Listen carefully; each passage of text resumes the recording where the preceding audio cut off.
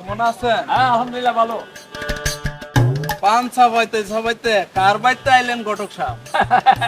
মহিষ মেয়ের বাড়িতে আইলাম, মহিষ মেয়ের মাইয়ার বিয়া ঠিক করে আইলাম। আরে মফিজ মিয়ার মায়া, আর মফিজ মিয়ার মায়া তো একটাও। এই মায়ার তো বিয়ার বয়স হয় না, দেখতেও যদি লম্বা হয়ে গেছে।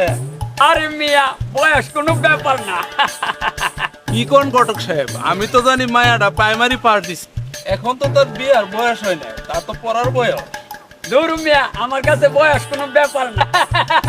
আসল হইলো বিদেশি পোলা পাও ওই বড় কথা, লেখা পড়া করে কি হইব।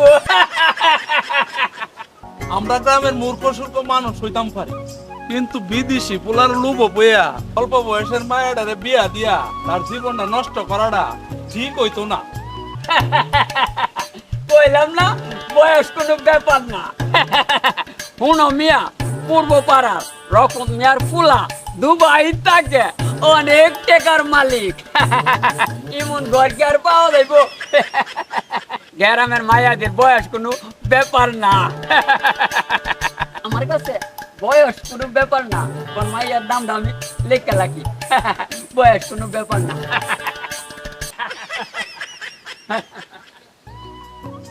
এটা হইলো থাক, কেডা যাইব ঠেড়া মো বিচার এই কথা জিগাইতো আমার কাছে আমি